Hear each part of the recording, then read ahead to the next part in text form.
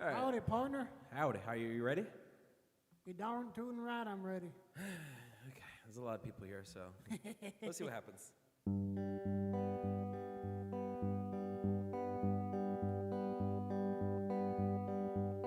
Fall is here, hear the yell. Back to school and ring the bell. Brand new shoes and walking blues. Climb the fence, books and pens. I can tell that we are gonna be friends. I can tell that we are gonna be friends. Walk with me, Susie Lee, through the park and by the trees, and we will rest upon the ground. Look at all the bugs we found. Safely walk to school without a sound. Safely walk to school without a sound. Here we are, no one else. We walk to school all by ourselves. There's dirt on all our uniforms. We're chasing all the ants and worms. We clean up and now it's time to learn. We clean up and now it's time to learn. Learn to spell, nouns and books and show and tell. That we will throw the ball back to class through the hall. Teacher marks our hide against the wall.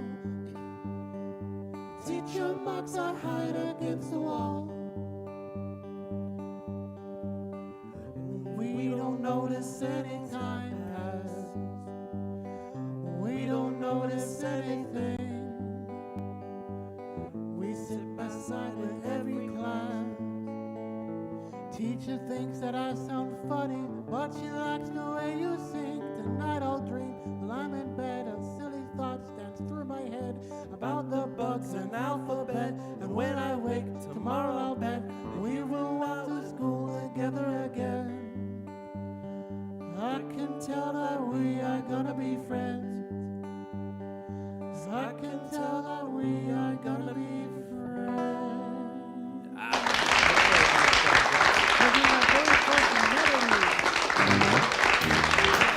All right, partner. You ready to end the show? I got End the show. We started the show, but you ready? Snake in my boot. I am ready. All right.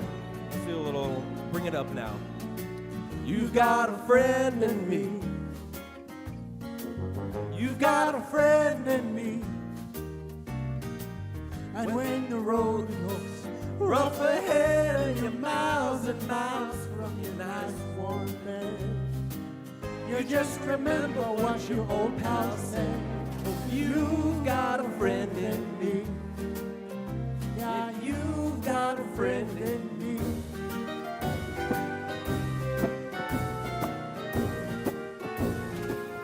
You've got a friend in me. You've got a friend in me. You got troubles, well I got them too.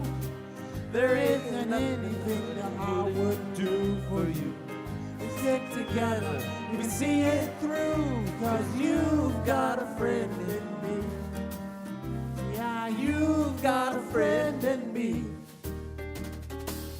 Some of the folks might be a little bit smarter than I am, bigger and stronger too, maybe.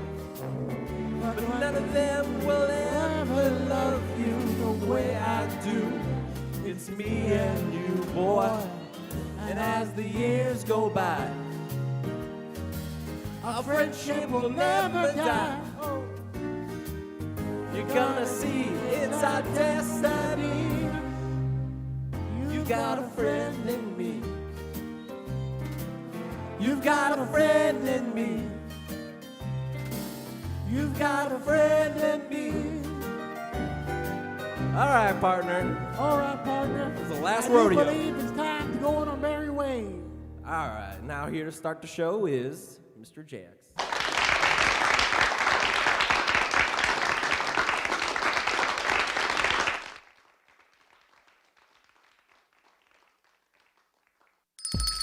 It's lunchtime and the Brooklyn Cafe is open for business.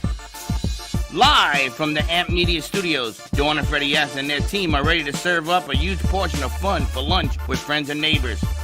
So let's break open that lunch pail and unwrap that sandwich you brought and take a front row seat in the Brooklyn Cafe and get ready to enjoy some humor and hot topics.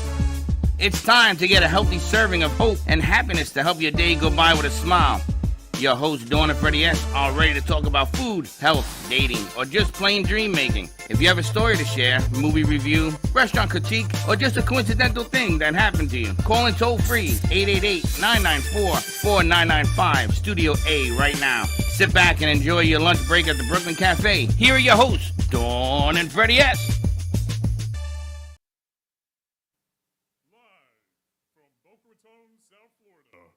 Dawn and Freddie S. presents the Brooklyn Cafe Show. Now, here's Dawn and Freddie S. I gotta tell you, I had to get that voice in because I ain't never heard, in 21 years, I've never heard a voice like this. What a morning. All I can tell you is thank you guys for making me cry before the show starts. That song just kills me every time. Oh, this is... It's Woody, it's my best friend. I know. It makes me think of my son. Josh does that to you. It wasn't me. They picked it. I know, but very special. Today is Braxton's last day with us. Well, that's a rumor, maybe, but technically it is. And they have been working together for almost a year now, right? Almost a year that they've done music together For a year. and everything else. So we wanted to give a big splash for Braxton to sing. We got a lot of people in the studio, so we got a lot of ground to cover today. A lot of things to do. And Amazing Grace, believe it or not, Amazing Grace car battery died this morning. What about Uber? Lyft? I'm sorry. I said to her, get a jump start, take it to a Pep Boy. Is that a thing? Something, yeah. Get a battery and come. I don't know. She's somewhere in the deep hearts of South Florida. I don't know, but we got a full set here. Baxton, this is for you. Next Wednesday, save the date, June 21st. It is our 7-year anniversary party here. You think we're going to have more people here than we have today? Yes, because I ordered 50 chairs. I know we've got 2 singers so far. We've got Michelle Gold, we've got Linda Summer. Our cake is being provided by J&D Cake. JC may be here too. And maybe we may go a little bit longer than on Wednesday. But we may do 3 hours. You know why JC's coming? Do you know what? Promote her event, maybe. Yes, and what day is that? July 21st. July 21st, we are going to do our first mini concert at the Movies of Del Rey in Atlantic Avenue. You can purchase tickets here. Gio's working on having a square thing added to a banner that she sent. Nice. And then that way, all of us can join and party like it's 1999. Remember that? Back in the day. Back in the day. We're going to do a walk. We're going to have drinks. We're going to have some fun. JC's going to put on a show like she ain't never done before. And then I'm planning my second mini concert with our own Megan. Do you sleep? No. Because apparently you're very busy and I'm All night. Getting into my mind, body, spirit space, and you're... It's lonely being you. It's lonely being It's you. lonely being me, I know. Lonely being you. But we are going to be putting on performances with Megan. I also have Johnny Melnick wants to work with Megan. We're putting an album together with her separately. We're going to put her on the road. We got a lot of stuff going. I got Rita in the house. I want her to walk around and do segments, interview. I want to see her interviewing skills. So, Tinkerbell in the house. I'm so excited Dr. because Roof. I've got a real live Tink in front of me. Just Dr. Roof. I got to tell you, we've got a full day, so let's get right But into before we the do that, let's take Doc in the corner. Let's bring her over here. And then we will, where are we going to start? Let's start Let's with start the with artists. Ron. Ron's all set up back there. We got the camera on Ron all set up? We've Yeah? got Ron Burtkhardt, thanks to Amazing Grace, brought in a full set, and then Ron brought in some great friends. We've got the Palm Beach Med Spa, Palm Beach Aesthetics joining us. We've got Mary, we've got Rita, so let's get into Ron and this amazing art that you see on set with me and surrounded by Ron. Ron is, wow, I've got a bio that's 5 pages, is all I can tell Well, you. he's a somebody. This guy, he's a busy dude. Busy dude. Welcome, Ron. Great to be here. Pick up your mic. Hold your mic in your hand, Ron. Great to be here. Fascinating setup you've got. It is a pleasure. Give us some history on you and your work. I know we've got a few books. I've got this beautiful brochure you left for us as well. I started years ago. I had an ad agency in New York for 20 years. I was a writer, creative director, then eventually CEO. And then after 9/11, I decided to do something radically different and started doing art. I've done it over 20 years now. It's a long process. I expected instant riches, but it wasn't as easy as advertising. So it's only been the last 5 or 10 years has been major momentum and frequent sales. But 20 years I devoted myself to that pretty much full time. And I invented 3 genres of contemporary American art: notism, earth art, and letterscapes. Tell us a little bit about the art. Let's start with the art next to you. What that whole concept is. You got one behind you, one next to you. Okay, the one to my left over here, this is called Life Interrupted. And this is kind of relevant to getting out of advertising, going into art.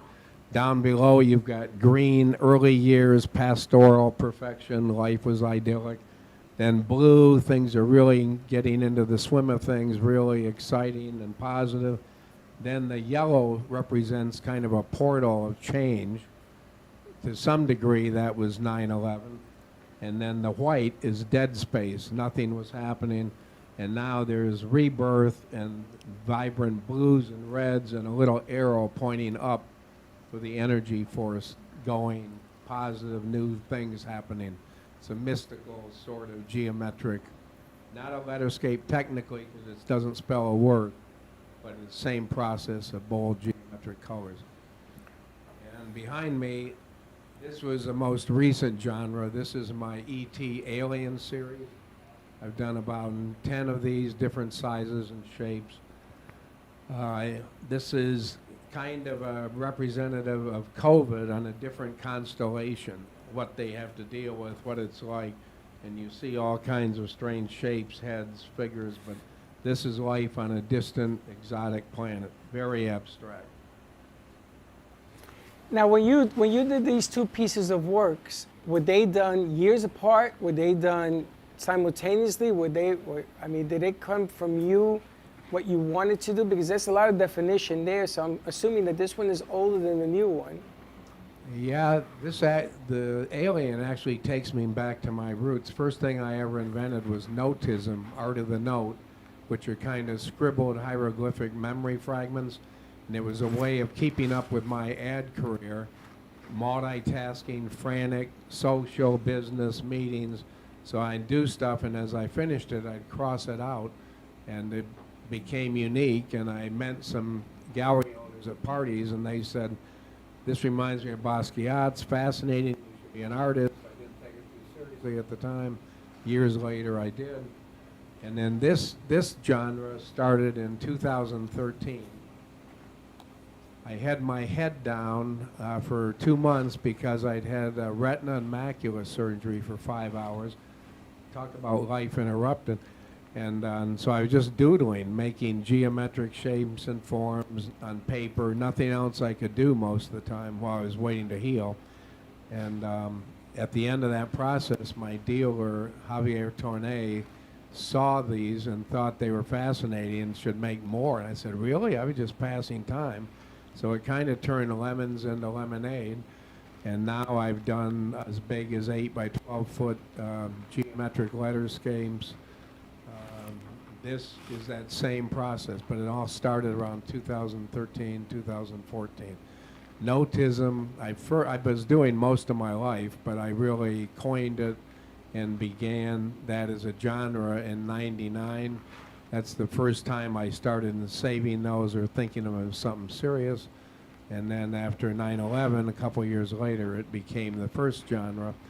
And the other break, which is totally radically different, 2009, I discovered earth art. I was out in my yard in the Hamptons working on big canvases unprimed, and I was just baking them in the sun, painting outdoors, and frustrated with it. And I had bags of potting soil out there for the landscapers to work with, so I took one out of frustration, just dumped it on the painting, and then sat and looked at it for a bit and thought, God, this might be some breakthrough new art style. And then turns out now, and they're like giant mud pies. I do indigenous soil from wherever I'm making them. I soak them in water. I leach paint, acrylic, and enamel through the dirt. And at the end and then I bake it in the sun for weeks. And at the end of the process, I scrub it with a horse brush and use a high pressure hose to get everything off, and whatever remains is fused into the canvas, a permanent, historical, organic record. I tell you, it's a process. It's a huge process. And the paintings behind us, and while we switch the cameras, what was it like going from a 20-year amazing career in advertising? That's where everyone wants to be, right? All the kids, they get out of college, they're going to New York, they're going to do advertising. All their degrees are in digital media now. You left that to do this. Yeah, it's not nearly as much fun to be in that business. I still have branding clients. I do consulting work because I was a writer in the beginning, so I still do writing.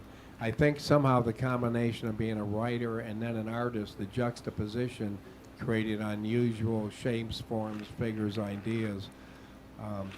Yeah, it was definitely a tough process, and I lost tons of money in the first few years because I wasn't making what I've been making and I wasn't selling anything. But over the years, I had some great patrons and supporters that kind of stuck by me and kept saying, stay with it, the work is fantastic. And so that was like Sylvia Hemingway in the Hamptons, and Bobby Hernreich in Vail, Michael Romano III in Chicago, Jeff Marinelli in LA. They were some of the serious collectors along the way that really made it possible to keep going. And the piece behind me is a totally different genre.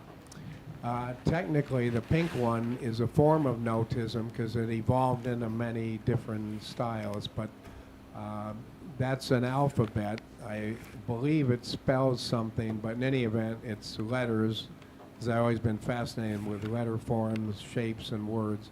And up on the upper right-hand corner, that's off a Postal Service stamp block, and I just tore it off and literally glued it on there.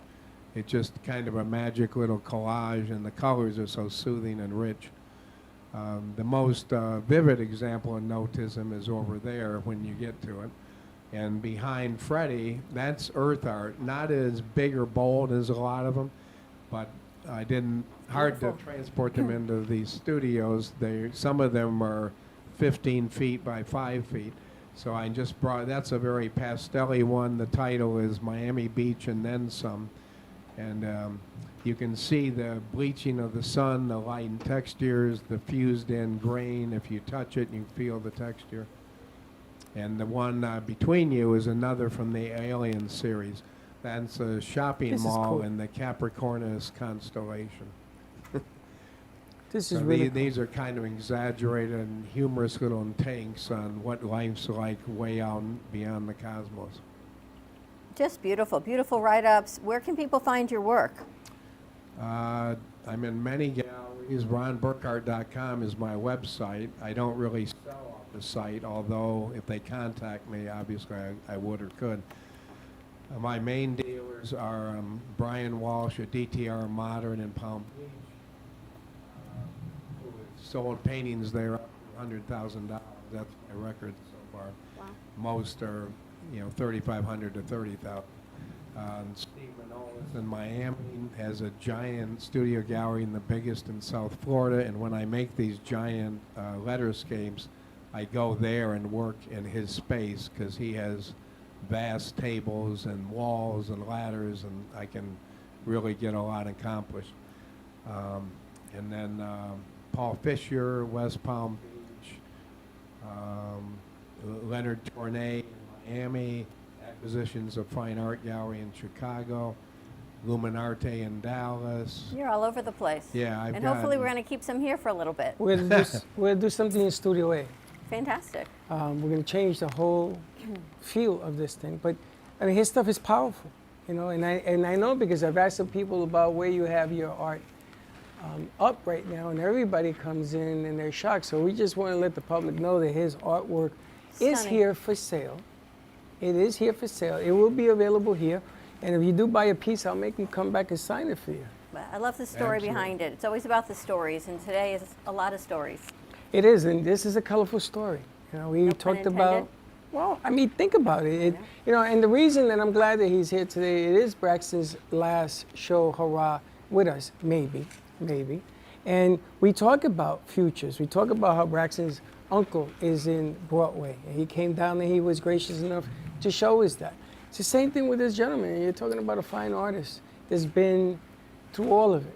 And he's been all over the world. And he has brought forward that if you do believe you can do it, there's no finer gentleman that be able to do that. I have shown in the Florence Biennale in Italy and won a Medici medal in 2005. I've been in the Austria Biennale, Scope, Art Basel, Sotheby's, Philip de Pury, almost everything you can think of I've had affiliated with or shown in. I've had over 100 shows, exhibitions, and in my career, including advertising, I've won over 200 creative awards.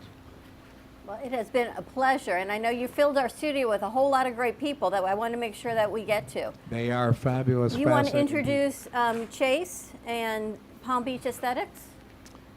Yep, this Chase Backer, my good friend from Palm Beach, he's been working on this incredible, elaborate, super contemporary medical spa, I call it, on Okeechobee in West Palm, state of the art, and I'm also design, renovate places, and it's exactly what I would have done if I was doing a commercial space. First class, his taste, white and chrome, and fabulous guy. He's also a publisher of Metropolitan Magazine and New York and Palm Beach, and Caleb works with him, his associate. So. Well, welcome Chase and Caleb to the show. Well, thank you for having us. Again, it seems like he goes from advertising to art. You go from publisher of Metropolitan Magazine to an aesthetics studio in Palm Beach. Does it make any sense? It doesn't, it doesn't. It just shows you the diversity of people. So whereas it makes no sense, in this studio it all makes sense, because when you're creative and you're passionate about what you do, there's many facets to people. Absolutely, and everything I do is about passion. I'm also a New York City developer, gone from that to my passion, which was magazine. I always wanted to be a publisher when I was 19 years old, but couldn't afford it until I became I came into money with my profession. I got into the industry, the aesthetic industry, because of stem cells. Basically, stem cells is one of the few and the many people are working right now with stem cells. How should I say this? It's a natural way to heal your body. And I was destined to open a restaurant, a Mediterranean restaurant. But when I heard about the stem cells, I diverted and went straight for the clinic. I found out that this stem cells has healing process that can heal the mind, the brain, the lungs, and it regenerates all of your organs. So my mom passed away from dementia about 8 years ago, and had I known that the stem cells could have prolonged her life, not saved it, but prolonged her life, had I known that it was available, and it's been around for almost 30 or 40 years, I would have, gone for that treatment and had it done for her. So the reason why I opened up the Med Spa, which is 5,000 square feet of all types of rooms and 2,000 square feet of a lounge area where we had events and seminars, and to educate the public on the stem cells, the injectables, what people like, the Botox, the hyaluronic acid, the fillers, the body contouring, the laser, all the lovely stuff that people like to stay young and healthy. Caleb here also works with me, and we started in the beginning, and we mapped out the place. We have 5,000 square feet of beautiful facility, state of the art, and we both did it together. And he is in charge of. You want to tell him what you're in charge of, Caleb? Yes. My part is mostly hormone replacement, testosterone therapy, and peptides. So, how we met the Chase actually was like Chase is a magazine publisher. I'm a model actor, so we actually met through that Metropolitan magazine. And then the Chase, we connected straight away, and I've been in health and wellness industry for a long time. And the Chase comes like, I have an idea. First was the restaurant, but that one was a short one. But the second one was like, I have a great idea, I want to do it, And I was like, what is it? It was like, have you heard about the stem cell? I was like, yeah, I heard about it. And then he introduced me to the stem cell, and I was fascinated because for me, anti-aging and being healthy and feel good has always been priority. And I've always been fascinated by how the human mind and body works and why we are the way we are, why we feel the way we feel. And stem cell is a big part. What stem cell does is like if we are young, we have a lot of stem cell in our body. When something happens, you broke a bone, you you are good with 2 weeks. Now, if you get older, your stem cell is slower and you don't have as many. But now we have ability to take the stem cell from baby's umbilical cord and inject it to your, like if you're already 60s, 70s, and it actually rejuvenates your body and make you anti-aging and make you recover and feel better. So on my part is actually hormone replacement and peptides, what is other modern medicine to make you feel good and young again. So it's for me, it's like, I think it's fascinating that today we can actually reverse the aging through the stem cell and through the peptides. Yes. Well, now, I got to ask a question because I remember, 18. I remember going back 12 years ago when stem cells first started. Nobody talked about it because nobody understood it until the baseball players started having it done in Germany, like Bartolo Colon and those guys. And those guys can still pitch today. Because which is amazing. The big reason was the FDA and pharmaceutical didn't like the idea of stem cell, because the stem cell is something like if the people, let's say, have a problems with a choice. Wait, let me just say something. Go for it. We're not going to talk about that. Okay. Deal. We're saying we're not doing politics on this one, right? It's best not to discuss about that. But what we know about stem cells is it's your God's given ability to heal. So your lungs, believe it or not, are 6 weeks old. Okay.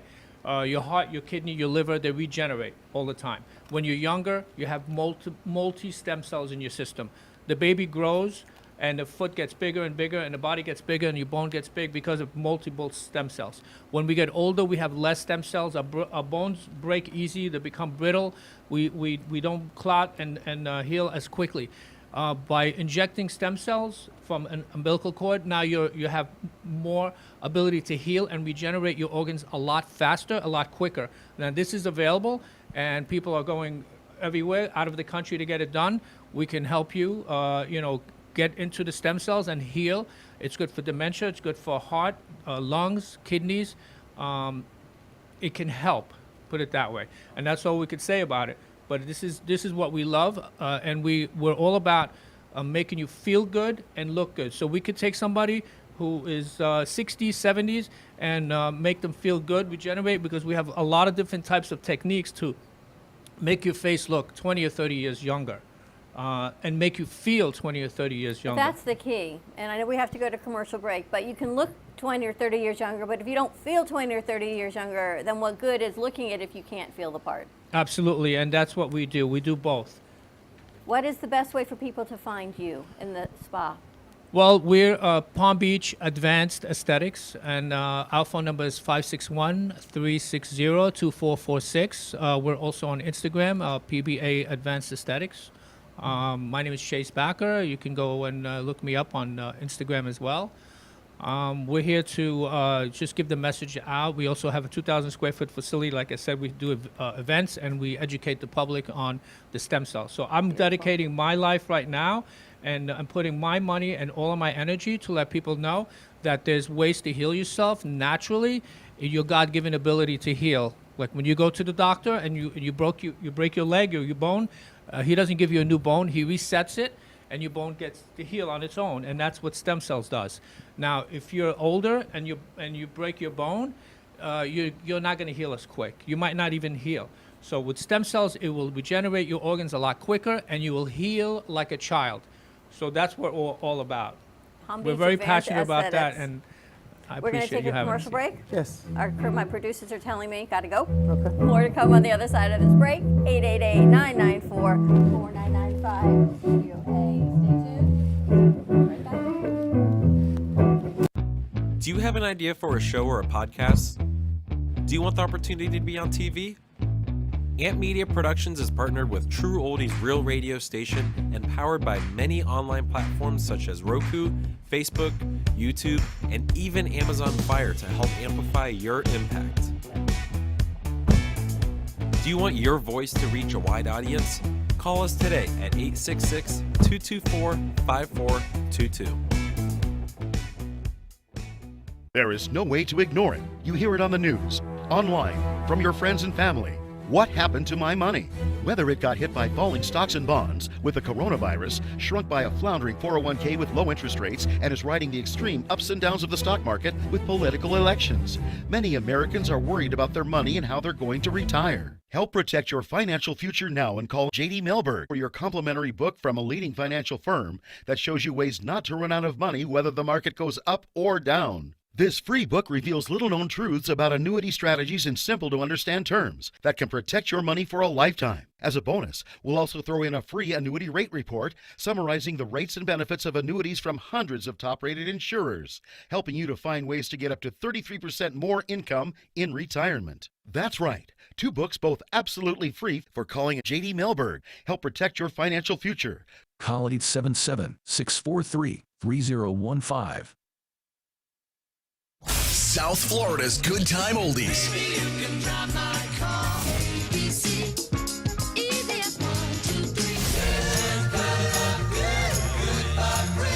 Now, Boca and Delray Beach have their own oldie station. Catch us on 95.3 FM. It's the greatest rock and roll hits of the 60s and 70s. On South Florida's Good Time Oldies, 95.3 FM. Give me the mozzarella. Give me the mozzarella. Give me the mozzarella. Give me the mozzarella. Give me the mozzarella. Give me the mozzarella. Pizza Rica, tasty rich and pizza at 2001 Northwest Boca Raton Boulevard or contact 561-826-8663. Give me the mozzarella. Give me the mozzarella. Give me the mozzarella. Give me the mozzarella.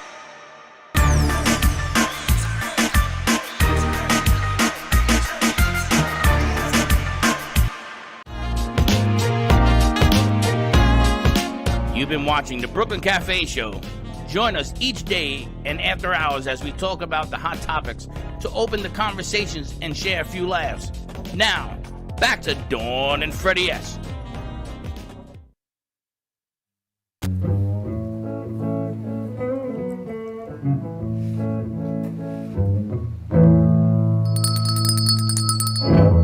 And welcome back. And we're I back. think the gents left the address. We got to go to camera 2. We're going to go to camera 2 before we head over to Dr. Wansley so they can give out the address of Palm Beach Advanced Aesthetics, which is on Okeechobee.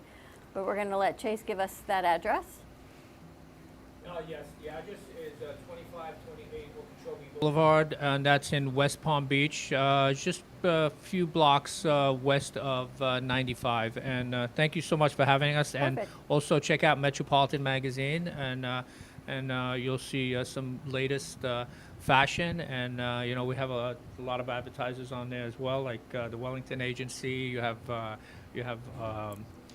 all different kinds of advertisers. Anyway, well, thank you so much for having me on the show. Thank you for joining us. What's the phone number to the spa? The spa's phone number is 561-360-2446. Looking forward to having you come in, and we have a beautiful menu with all the great stuff and the fun stuff that people like, and we'll make you, Caleb, tell them what we're going to do to them. Make you feel good the way you should. And like I said, we have a lot of events, educational events, seminars, and we have cocktail parties, champagne parties. So follow our Instagram, see what we are doing, and you're more than welcome to come in and caviar. Yes, exactly. Yeah, champagne so come and in caviar. and have fun with us. Boy, is it a house spa or is it like a freaking club? I don't know. You're going to one place. It's a whole lot of stuff Don't going need on to do here. anything. You're Go going to there, feel hang out younger, with some look good better, people. and we may never know who you are again. Maybe 12 all over it. Thank you guys for joining us. We've got Dr. Mary Wansley joining us, another friend of Ron.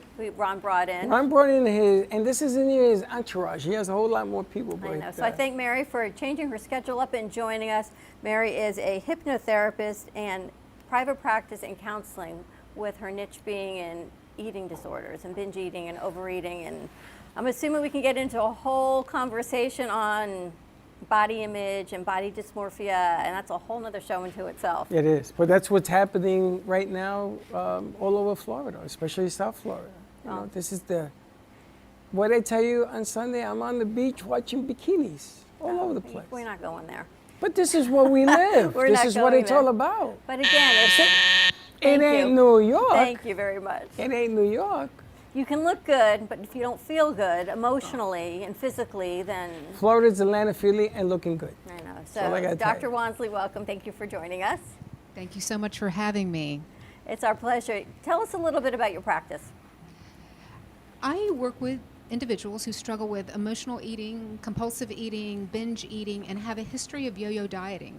So when someone comes to me, they've gone through a long struggle, they feel like they've failed at dieting, and they've gained weight and not lost weight. And when they come to me, I give them a different way to think about eating. So, and end the emotional eating. It's change more their than mindset. weight loss, right? It's mindset. It's mindset, because someone can go on a diet and lose weight, but if they don't have a stable mindset around eating, then they'll gain the weight back. Think about people who win the lottery, and the statistics are that 95% are broke in 5 years. Well, they didn't have a stable mindset around eating. So I first help individuals create a stable mindset around eating so they can lose weight, and for good, permanently. And cultures also have a lot to do with sustaining loss of weight, because Latino cultures are heavy with carbs. And it's just the way we are. It's the way mama and grandmama and their grandmamas, they give you the same, all the carbs that you eat, and they don't have a sustain to lose the weight. They think that they can, but it's much more difficult to do it eating carbs. So. And there's a lot in our society, these new diabetes medications that are for diabetes, but people are now using them as this quick fix for weight loss. But now you're injecting a medication into your body for the rest of your life. It's not a quick fix. What do you think about this? I think they're very dangerous. The side effects are terrifying. I am seeing people who come off of these medications and have a very big problem. They're ravenous. Their bodies are now digesting food. It's not slowed down like the weight loss medications slow the digestion process down, slow down the metabolism. And I am getting phone calls from people and emails from people who have gone off the medications and are rapidly gaining the weight back. This is not a panacea. This is a very scary drug to go on if someone's going on it for weight loss. And what are you finding? You've got an office in Palm Beach, you've got an office in Dallas, in a very high, important part of Dallas, LA. Yes. You're at high socioeconomics. Yes. Are teenagers. Are you getting to them at a good age before they're our age and they're saying, oh my gosh, Mary, I don't know what to do anymore? It's interesting. The youngest client I've ever had is 11, and the oldest is 91. So I get people from every demographic, and I do get a lot of teenagers and college age young men and women. I get more young women than I do men, but I get boys and young men as well. So, and you mentioned that, oh gosh, it's an issue in Florida. This is an issue all over the country. 2/3 of the American population are overweight, which means that those individuals who are overweight have done something to become overweight. And we're taught at a young age, eat all your food, eat everything. Parents aren't saying, stop when you're full, stop when you're full. So then later on in life, we eat everything, it tastes so good, we were told to eat everything, and then all of a sudden, weight starts to creep up. So when I do a consultation, which is the first thing that I do when someone comes to me, I go back and I have someone really reflect on their early years and what beliefs were planted in their mindset and what their thought patterns are, because it's oftentimes people have a very difficult time at a special occasion leaving food when they're full, at a dinner when the food tastes so good and they paid for it, and there's so many excuses to overeat. But really, the human body is hardwired to eat when we're hungry and stop when we're full, but we've gotten far away from that. And then once dieting gets locked into the mindset, it's really easy to justify overeating. I'll just go back on another diet. And diets have a 95% failure rate.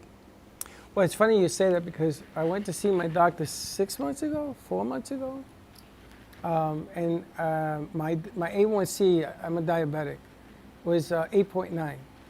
And I've been down this road before, because I dropped a lot of weight, if you look at that poster up there. So I said to the doc, I said, listen, when I come back, I'm going to be 30 pounds lighter, and my A1C is going to be 7 point something. He looked at me. Now, you know, he says to me, Freddie, whatever, good, do you want to use that medicine? We talked to him about that. And I said to him, I looked at him, and it was another doctor that asked me if I wanted to use the shot. And my doctor said, no, I want to see if he can do it. He challenged me. I lost 27 pounds. My A1C came down to 7. It's going to be below 6 when I see him again. And I am on metformin still. They're going to take me off of that because what I've learned is I can't be dependent on something helping me to get there with meds. Psychologically, I join Weight Watchers. I join people, counseling, understanding you ain't got to eat till you explode. See, I'm an eater. I'm a foodie. I see food, I eat it. I love it. That used to be my plate size. So I had to reprogram myself to understand less is more. And when you're not hungry, don't eat. And drink more water. You know how important water is to our system? It's incredible. So anyway, my partner here has always been after me. And she brought me coaches. She brought me a coach to teach me how to buy water in a glass bottle. Remember that? There were 4,000 bottles of water. She says, pick me the right one. I picked all the wrong ones. So she had this glass bottle that came in. She says, this is the water you should be drinking. So even drinking water has a procedure. How you walk, how you wake up in the morning, how you look at life, all of these are part of the systems that deprogram you from being force-fed something that did not work and can kill you. And then all of a sudden, things begin to happen. I want to see Doc. I want to look good. All of a sudden, I matter. You know what I'm saying? All of a sudden, it's important to look good. It's important to wear clothes that fit. It's important, like my partner would say, for me to catch up. True? To catch up. So the message that you deliver, it isn't just in Florida. I can only see Florida because right now I'm in my own dilemma. But it goes everywhere. Diabetes just killed my cousin. He was 38 years old 2 months ago. And Harry Anthony, may you rest in peace. Don't want that. Ain't gonna go that way. If I'm gonna go out, it's gonna be because I'm gonna do it the right way, the way I intended to do it. And I still have issues with food and everything else. I still do, I get it. But now I learned a new word. It says no, don't eat that. So the kids have pizza, they have donuts, they have whatever. I can walk away. It doesn't call me anymore. So I applaud what you do. I think it's important what you do. I think more people in our society need to hear your words and just sort of relate. Because food is very tempting. When bad things happen, you tend to go to food. Do you have you found a commonality of a thought process that brings patients to you of why their weight is? Like, is there an underlying something that you say, yes, I understand? Yes. People eat for emotional reasons. You name it. Happy, sad, reward, treat, angry, lonely, anxious, frustrated, overwhelmed. Food's an easy, quick go-to. What about the other side of it, that they don't eat for emotional reasons? Do you work with patients like that as well? I don't. I don't work with anorexia. I get some bulimia, some. I work mostly predominantly with overeating, binge eating, and I developed a program. So I'm not just a traditional counselor or therapist. I take individuals through a step-by-step process to change their mindset around eating. So in other words, food's not really appealing when they're not physically hungry. So I give them a different way to think about eating. And one of the most important parts of the program is I do hypnotherapy. And I'm a hypnotherapist for lots of issues. I do smoking, I do sleep, I do flying, many issues. And does it work, Doc? Hypnotherapy works? That is such a good question. I'm often asked, does hypnotherapy work for everyone? Well, 20% of our mind is conscious, and the other 80% is our subconscious. So we're operating from subconscious 80% of the time. So yes, it does. So we consciously think about something until it subconsciously just becomes what we do.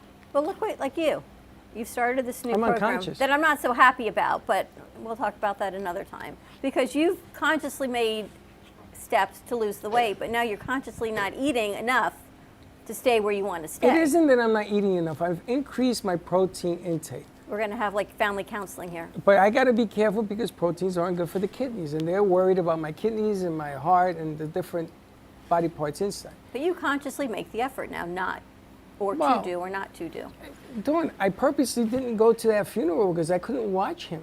I couldn't see that. So I purposely am going to try, maybe right now I may a little bit exaggerated on the not eating part, but when I hit a certain weight, which I'm getting closer every day, I'll go back to eating normal. But what I love about this is if you have to be hypnotized to do this thing, and because not everybody can be hypnotized, is what I was saying. False. So everybody can be hypnotized.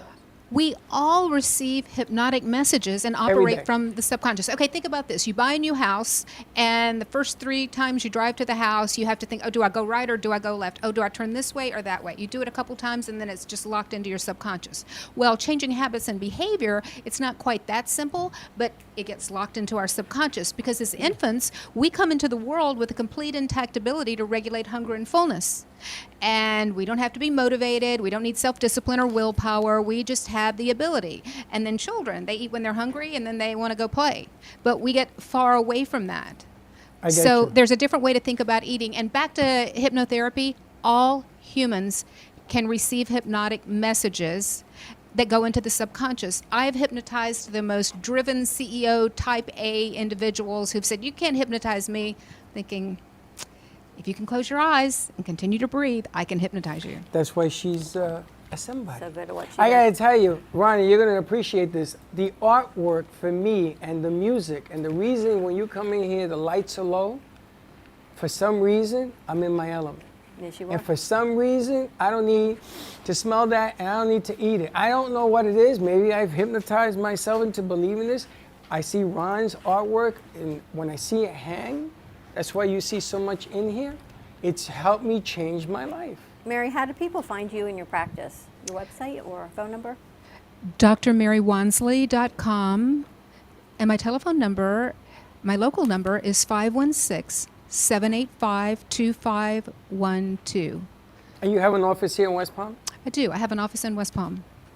Terrific. And you're always here? Because I know you travel, right? So I do. I work mostly remotely. And this is not a new thing for me in the last few years. I've worked remotely for 15 years because I've had clients all over the country, all over the world. So it used to be Skype. Now it's Zoom or telehealth or phone. There are And many it still works the same even though you're not in the room? absolutely. Absolutely. There are many high-profile clients that I've never seen the whites of their eyes. They don't want to be on camera. They can work with me. And I take clients through a systematic process and program. I'd so love to have they have Mary material. work with Carolina on a show. Yeah, and that's a whole nother story Sure. that I know. Not for nothing, but she has like a different sound that comes from her. She has like this whole... I know, she's got you hypnotized got over me. here, and they're telling me again I got to go to commercial break. Oh. You've like hypnotized him. Your phone number again, I'm sorry. She does it Yes. consciously. It's 516-785-2512. Check it out. More to come, because I know Carolina has her own story, and maybe this will be a nice second interview. Dr. Wansley, thank you so much. We're going to take a quick commercial break, reset our set. Today is also the 7th anniversary of the Pulse nightclub shooting. So we've got Patience and we've got Alex Murray of Wow Ice to commemorate that with a special song that Patience has sang for us. So more to come. Stay tuned. We'll be right back. Born in Marseille, France, Max Lazega creates whimsical and free-flowing interpretive art. His 40 years in the construction industry created the foundation for his craft. His unique work displays his view of the future with bold and playful combinations of materials and processes, but the methodology remains consistent. He fuses recycled materials and discarded building supplies into a fresh, well-executed approach. Lazega has lived in Miami, Florida most of his life, where he pursues his lifelong passion of creating industrial art. For more information, contact Max Lazega at artworkstudios.org or 786-326-8873. Want to save money on your next flight? Then pick up the phone and call, because the best prices are not online.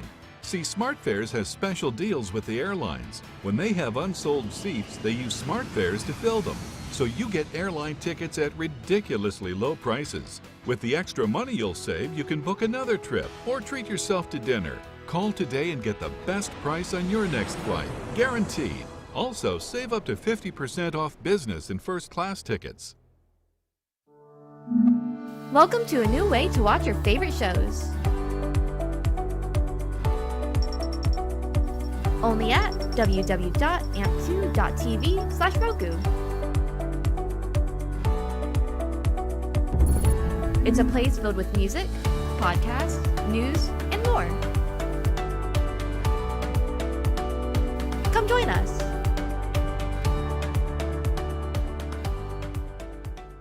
If you have diabetes, would you like to eliminate painful finger sticks? Are you injecting insulin multiple times per day? Then you may qualify for a continuous glucose monitor. CGMs monitor blood sugar using a small patch placed on your upper arm or abdomen, and they use your smartphone to accurately monitor your blood sugar levels. Stop pricking and start scanning. Plus, CGMs are covered by Medicare and most private insurance plans. They can be shipped free of charge to your door. Call today to see if you qualify.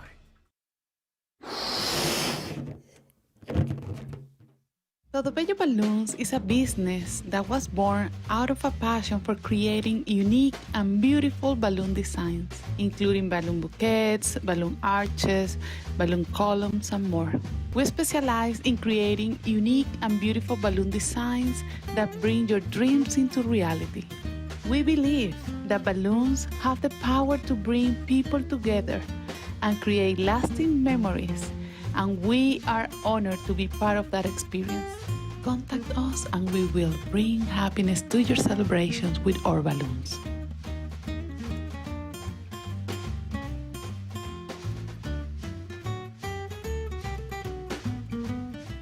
Artist Rosie Sherman paints her passions to share with everyone. Expressing herself through bold and vibrant colors, her suggestion and style are always in flux. Inspired by travels, nature, romance, and the human spirit, Rosie makes sure her depiction of women are strong and proud. Her landscapes illustrate the changing seasons in the diverse world that we live in.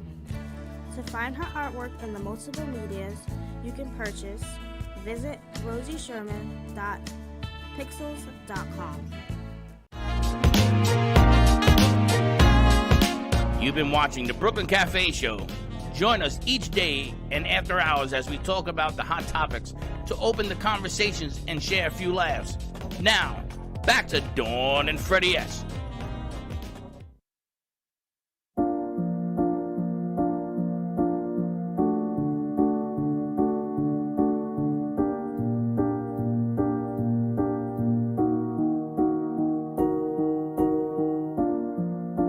They always thought that you weren't good enough, the bottom of the bunch, no one to pick you up.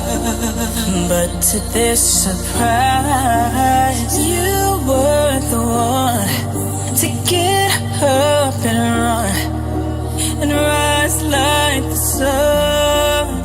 Angels lift you up, shower you with love, and help you fly like a dove. You are a champion, you are a champion. Eye of the tiger, you will fight, no longer bound, you will fly. You are a champion, you are a champion. Eye of the tiger, you will fight, no longer bound, you will fly.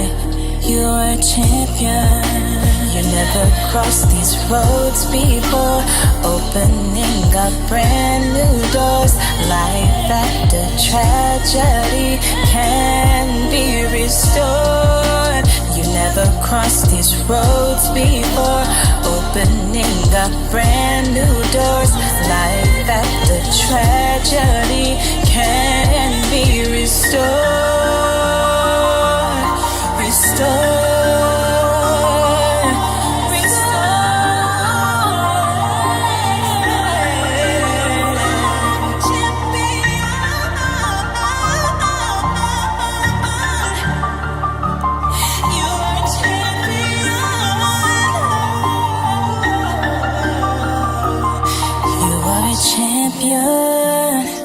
You are a champion. Eye of the tiger, you will fight, no longer bound, you will fly. You are a champion. You are a champion.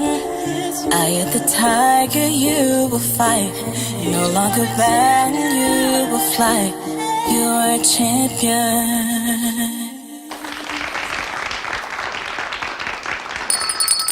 Wow.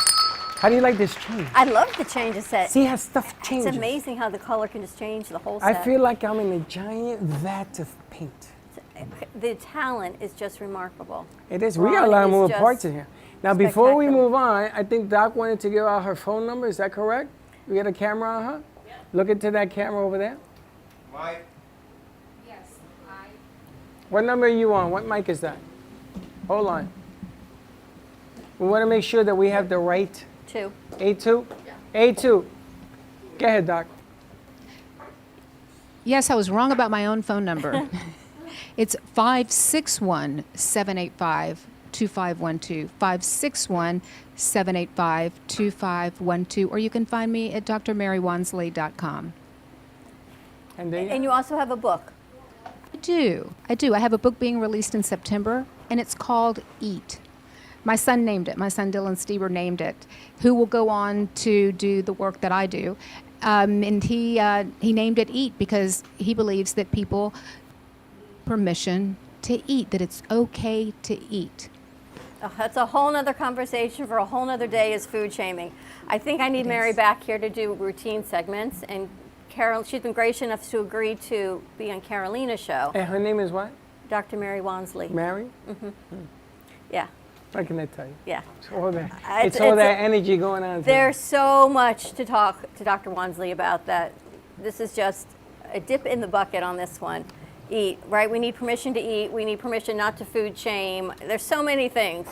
So I'm excited to have Carolina do a second interview. Dr. Wansley, thank you so much for joining us. Thank you for having me. And the music you heard as we came back from commercial break was from Patience Murray. And today we commemorate the 7th year anniversary of the Pulse nightclub shooting. I cannot believe, Freddie, it's 7 years. I was thinking 3, 4, not 7. 7 is since I've been working with you. That's that when it must have happened. We were up at iHeart. Unbelievable. It is. Now, I don't know if that 7 is more unbelievable or this 7 is more. know. It's just, doesn't time fly? Time flies. And we talked about this. What's the greatest commodity that we own? Is time. As they say. Good catch, as they say. Good catch.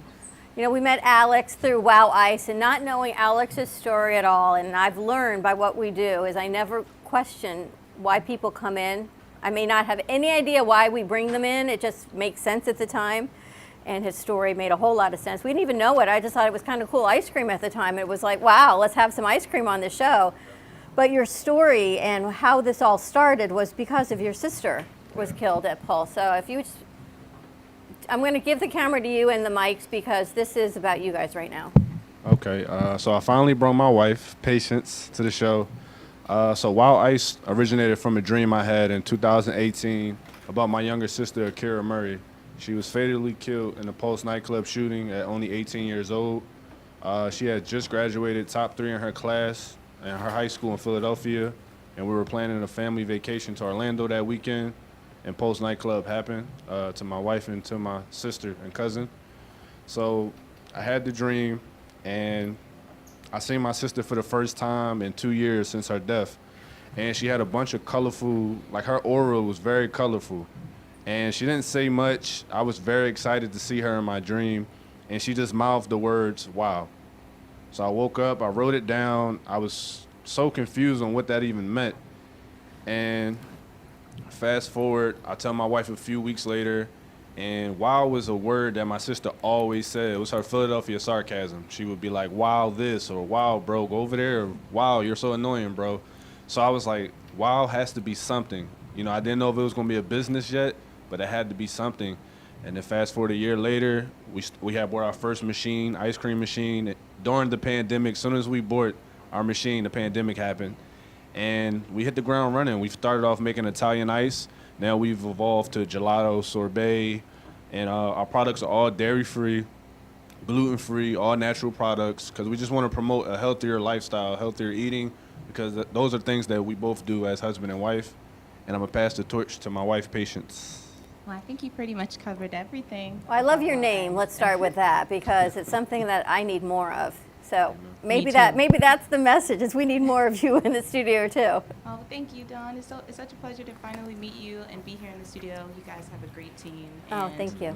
And we're just excited to be here. I just released a new song a day ago called Champion, and that's what you guys heard that was playing before it cut to us. And I would love you guys to go support it, support the business at wileiceco.com. And it's really about helping all survivors feel like champions. So even if you don't feel strong today, if you visualize yourself as a champion, you'll get there. No, I didn't realize when I was talking, when Alex was here, that you were at the nightclub as well. Yeah, And so I was reading your bio. Yes. I can't even say what was that like for you, but going through that as a survivor, what's it like for you on the other side? It's a long story, ultimately, but on the other side, it's just inspiration for me to see how much I can go through and how much resilience I do have. So it's very inspiring to me. So I'm just excited to see what else God has in store for the both of us, and and how our story can impact other people. Do you feel like this is a greater calling for you, that you came through this for a reason? Absolutely. In a long time, I struggled with thinking about what my purpose was, and I feel like I'm finally starting to tap into what I'm here to do. And I think ultimately just taking on that responsibility of inspiring other people through anything that we do, whether it be through the music, whether it be through literature, through the books that we write, or the businesses that we create, it's about making sure that people know that life after tragedy really does exist, and we're kind of living examples of that. So that's pretty much that. Life after.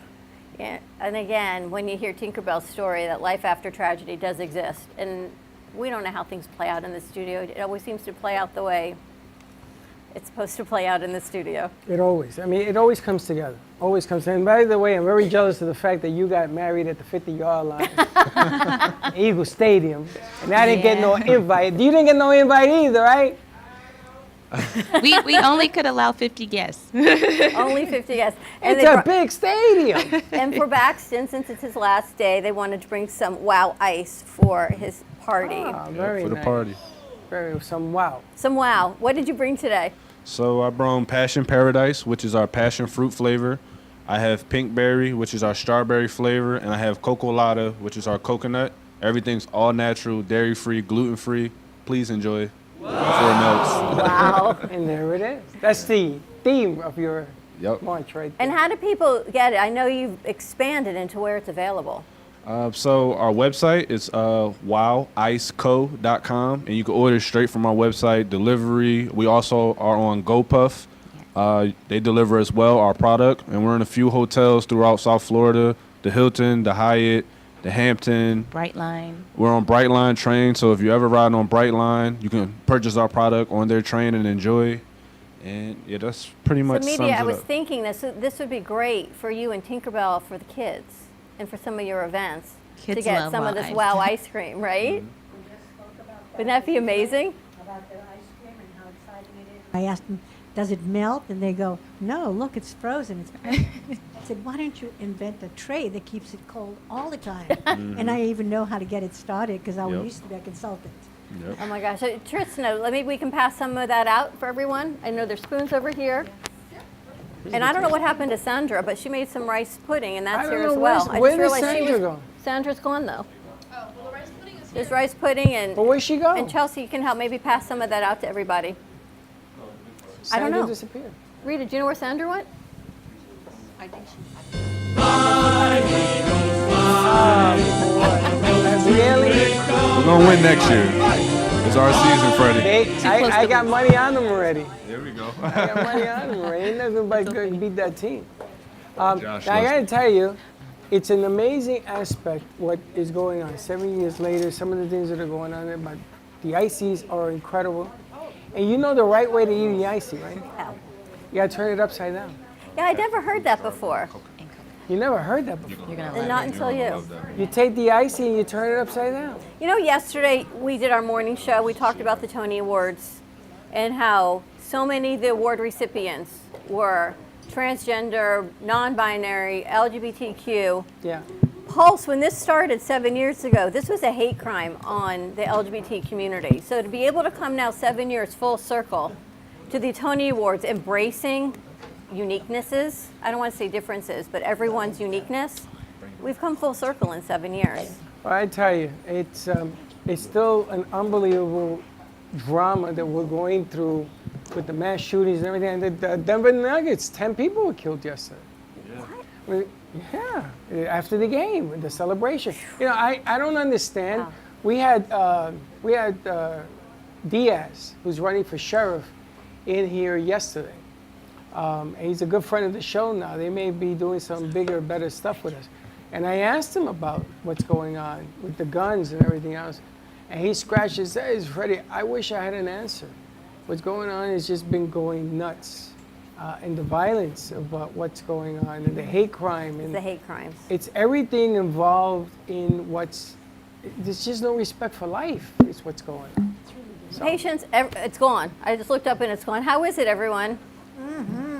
I'm watching Mary's face. I think we should all say wow. Wow. Yeah, we should just say wow. You guys are amazing. Patience, what else do you do besides Wow Ice? Well, I'm an author, so I have a book available called Survive Then Live, and that was one of the first projects that I did following the shooting, and that really touched a lot of people. And since then, you know, the music and creating spaces for people like Pages of Poetry, International Online Poetry Competition, which is expanding to music that's live and poetry that's live, so I'm really excited about that. And just ultimately advocacy, always speaking, and I'm going to be at the Unleashed LGBTQ+ conference in September speaking and inspiring different, you know, people of different communities, making sure that they can continue to make their dreams come true. So just continue to speak, tell my story, and uplift people. So I believe there's an event, I want to say it's Friday or Saturday night in Wilton Manors, because Kendra's coming in Friday to sing, and she's performing at this club Saturday night. Right. Because of the Pulse nightclub shooting, and she's doing a whole show, so maybe we can connect the three of them, Alex and Patience and Absolutely. Kendra, and see what it is Saturday. Because that's why she's coming here Friday to promote that event Saturday. Oh, I didn't know that. Okay, yeah, absolutely. And talk about that. Because we have to, like the Holocaust, if we don't pay tribute and we don't get the information out there, then people are bound to forget and repeat history. And if you don't learn from history, you are going to repeat. Right. And lack of memory, lack of respect for it is Lack the of way it's done. education. But my mind is all set on the ISIS. I gotta You tell didn't even get one. I want to go. I want to go on the beach. Now, when I was growing up, and we went to Jones Beach in You're New gonna go York to City. Speedo? No, nice try. I used to lug this sleigh with ices and frozen Snickers, and they don't let you do that in Florida. You can't do that. But this stuff on the beach, up and down from the Keys to I don't know how far the beach goes, would be amazing. If you had these like huts. Yeah. I don't know how they don't melt. Now, some of them are non-dairy They're all non-dairy. and no sugar added. No, everything's from the 100% purees, yeah. So you might be able to have one of I them. told Freddie he can have one. The coconut, I think he said. The problem I have is not about not having it. It's about finishing it. You can get in I camera. could taste it. This Yeah, is you the can taste it. cocolata. Yeah. Plus, you have a spoon. You know, the problem is that Is I'm it's gonna like finish the eating whole thing? one potato chip. Can you eat one potato? Who can eat one potato chip? Except for Doc. One. Of course you can, because one will fill you. What is You're that? You're 3 feet tall. That's a spoon?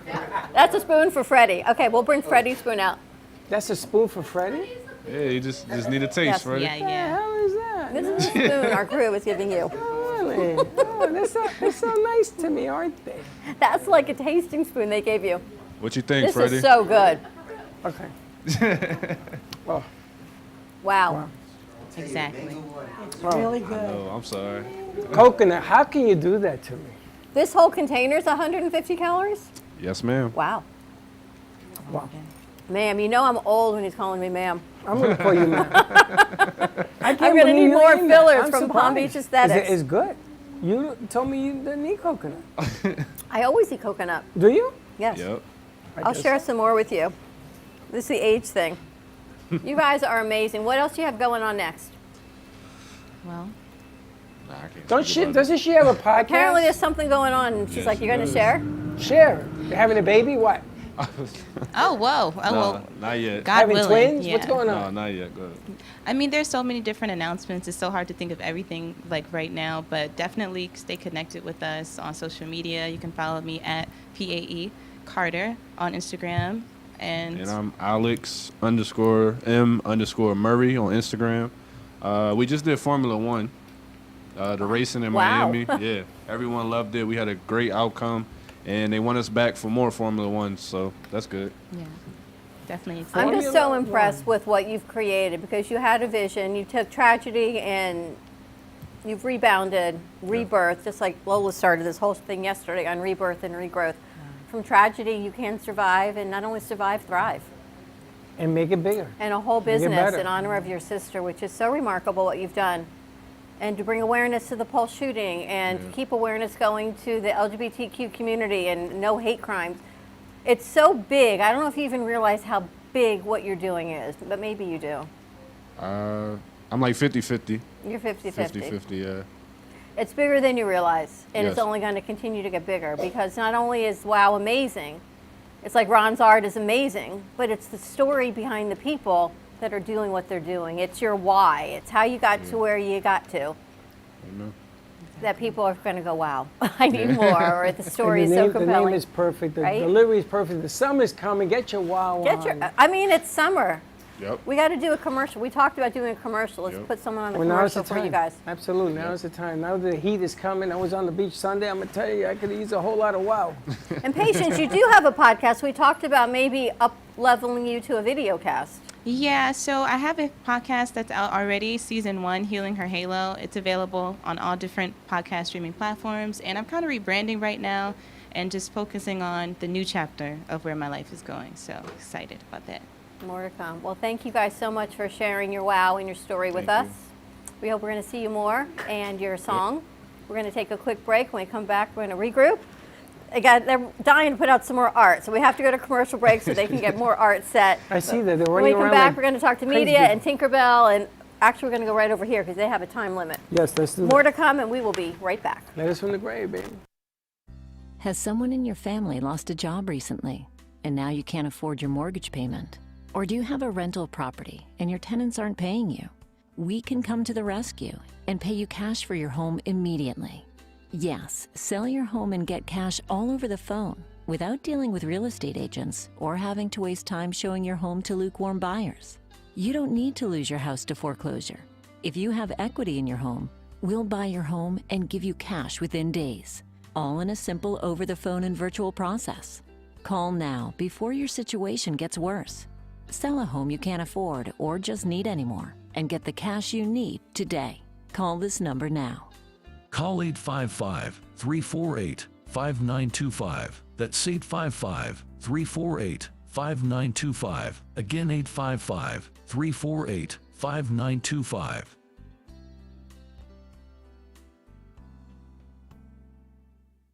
Stephanie Jaffe is a world-renowned artist who creates one-of-a-kind pieces.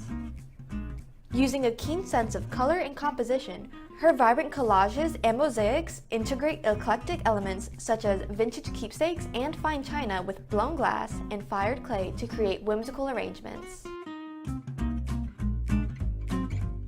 For more information about her work, come down to the Brooklyn Cafe TV studio or go to stephaniejaffeart.com. If you have diabetes, would you like to eliminate painful finger sticks? Are you injecting insulin multiple times per day?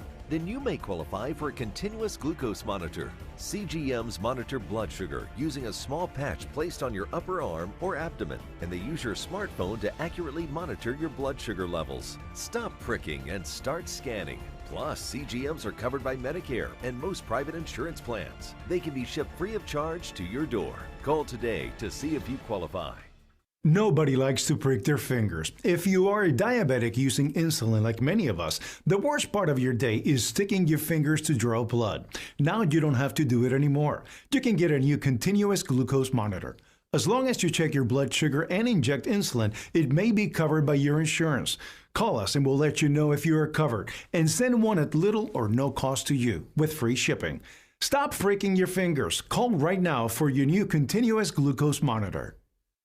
Introducing the Price is Right Home Sweepstakes. You could win the same kind of cash and prizes you see on the TV show. Just call this number right now. And when you call, ask about these amazing offers from our sponsors. Low Cost Airlines offers fares too low to advertise that you can't find anywhere else. You can save hundreds on your next flight with Low Cost Airlines.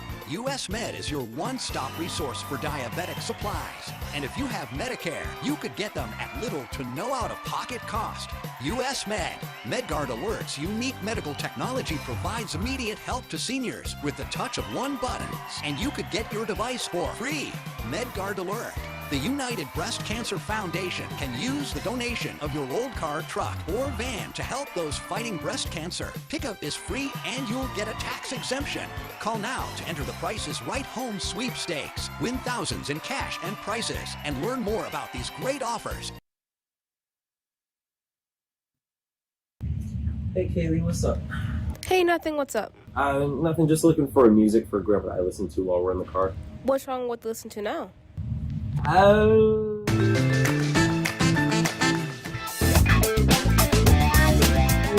Let's just say we have different tastes, you know? Why don't you try listen to a podcast on Spotify? Like which one? The Broken Cafe Studio one is really good. Okay, I'll try that one out, thanks. It's lunchtime and the Brooklyn Cafe is open for business. Live from the Amp Media Studios, Dawn and Freddie S. and their team are ready to serve up a huge portion of fun for lunch with friends and neighbors. So let's break open that lunch pail and unwrap that sandwich you brought. You've been watching the Brooklyn Cafe Show.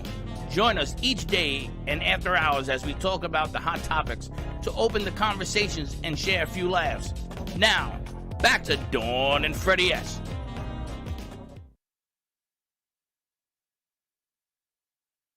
All I can say is wow. I'm still eating my wow ice. How do you like that? That new graphic. Where's it? Came from Josh. Wow. Wow. I'm wondering, I thought it was a commercial. I didn't even know it was us. All right, let's go from letters with the backdrop, right? I am so like, wow. You're going to need a nap after this. I need 2 naps. All right, well, I'm excited because we have a new friend of the studio. We've got Rita Ullum joining us, and her cousin, William Lasante. Did I pronounce it the right way? William Lasante. Letters from the Grave is a book of his family's story, which is amazing. About the Bay of Pigs. It's amazing because Bay of Pigs involves John F. Kennedy. It involves the politics of the country. You know, it's funny. Bay of Pigs changed la cultura, the culture of the political setting of this country. And especially South Florida. Well, I saw London Falls. I seen those movies based on the fear that that stuff is close to the borders of the United States. You know, we fight a lot in Europe. We don't bring the fight here. The closest we ever got was Pearl Harbor, right? Yep. And you saw how everybody did a brick on that one. So everything in Bay of Pigs changed the people, the dynamics, the politics. It changed the politics in South America. When I lived in Puerto Rico still was the pearl of the island until Cuba says, I'm gonna open the doors. You know what happened to Puerto Rico when Cuba said, come on down? Destroyed the island. Destroyed the economy. Destroyed everything. everything. And Bay of Pigs is, people don't learn from history. You gotta read this book. Gotta understand what's going on. Well, right when our now. producers ask us for the theme of today's show, what do you Letter think from it the is? grave. Pretty much. From all different aspects, right? From every single part of this set. You didn't even realize that until we just thought about it. I didn't say I didn't realize that. That's why the man is sitting here. But let's get the story from him direct. Well, Bay of Pigs is only a portion, and actually, I originally wrote the book to honor my parents, my father and my mother, who made the ultimate sacrifice to get us to the land of freedom. As a matter of fact, I am working on a second book called I Am a Refugee, because I am tired of hearing about how migrants and immigrants and whatnot, and a lot of these people are political refugees. They've been exiled from their homeland. I was exiled from my homeland when I was 7 years old, and I was never been able to go back, and I'm not allowed to go back. which is the sad part that I can know. I've grown as an adult. I've grown to my older years, and yet I am a refugee. And so with the policies of, part of the book has to do with the policies of the U.S. government towards Cuba. Like you said, it's just through the long tragic history since its independence in 1902, all the way to the 1959 revolution. The U.S. had a say into who and what and how Cuba was going to be governed. And unfortunately, that brought on what revolution, it brought on people like the new regime. I started to write this after my mother and I were interviewed back when, it's not my real paying job, I was an international brand consultant. I've been doing it for 30 years as an entrepreneur, helping brands expand to other parts of the world. And amongst that, I was approached by a filmmaker wanting to have some help in opening up some doors to some fundraisers and whatnot to make his documentary about the Cuban exodus and the problem, post the revolution. And so, as we were telling the story, he realized that my story was to be told as well. So they included myself and my mother as part of the documentary. After the interview, I started to think, well, this could be a subject for a book, because I kept writing the stories. My mother kept telling me stories, and then I got sidetracked, earning a living, raising my children. And it was after my mother passed away that I decided, maybe I should put it in writing, put the whole story in writing, just to make sure that it stays forever. It's in this right now. In a legacy is made, and so I started to write, but it didn't go so well, and COVID happened. And when COVID happened, everything, international markets got closed up and everything shut down. So I thought to myself, okay, this is the time to maybe bring this to reality, complete the book. I had a little bit of a problem that because I was very young when my father was assassinated and my mother got thrown in jail, I had a hard time recollecting. And it turns out that this is a really interesting part of the program, is that I came across, at my wife's suggestion, to find a qualified hypnotherapist to regress me back to that 6 and 7-year-old period of my life. After spending only 2 hours with this lady, the doctor, I came back home, and that's what my wife says. It was right after the holidays, and she said, I have never seen you write with so furious speed. It was therapy for me. I used to sob and break down as I was writing because it just all came back to me. And so, as you mentioned earlier today about the Holocaust, this is our Holocaust. Mm-hmm. And what happens is a new generation has no idea of what Cuba was before 1959. It has no idea of what did happen. And so it's part educational, part legacy, but it's amazing how many young people come up, new arrivals from Cuba, that come to me and say, this is amazing. I never knew this. I never knew this happened. I never knew the revolution. I never knew what the government did.